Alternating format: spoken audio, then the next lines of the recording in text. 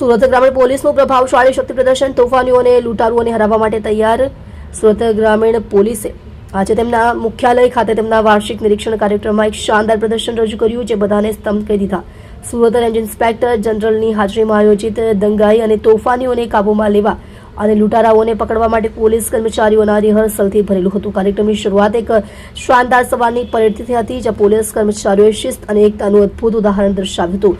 ત્યારબાદ ખાસ ટીમોએ એક રોમાંચક પ્રદર્શન આપ્યું, જેણે પ્રેક્ષકોને મંત્રમુગ્ધ કરી દીધા હતા. પોલીસ કર્મચારીઓએ રમખાણો, વિરોધી અને ભીડ નિયંત્રણ કસરતોમાં તેમની ચપળતા અને કૌશલ્ય દર્શાવ્યું. બોમ્બ ડિટેક્શન અને ડિસ્પોઝલ સ્ક્વોડ BDDS ખતરનાક પરિસ્થિતિઓમાં તેઓ કેવી રીતે કાર્ય કરે છે તેનું જીવંત પ્રદર્શન આપ્યું.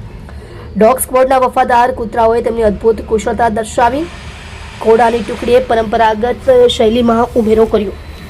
કાર્યક્રમનું બીજું એક આકર્ષણ એવોર્ડ સમારોહ હતો, જે ઓપરેશન મ્યુલ હન્ટ દરમિયાન ગંભીર ગુનાઓ ઉકેલવામાં, ગુનેગારોને સજા અપાવવામાં અને સાયબર ક્રાઇમ સામે લડવામાં સફળતા બદલ અધિકારીઓ અને કર્મચારીઓનું સન્માન કરવામાં આવ્યું. આઈજીએ પોલીસ ટીમની જબરદસ્ત મહેનત અને સમર્પણની પ્રશંસા કરી. આ શક્તિ પ્રદર્શન સ્પષ્ટપણે દર્શાવે છે કે સુરત ગ્રામીણ પોલીસ જિલ્લામાં કાયદો અને વ્યવસ્થા જાળવવા માટે સંપૂર્ણપણે તૈયાર છે. નાગરિકો હવે વધુ સુરક્ષિત અનુભવી શકે છે.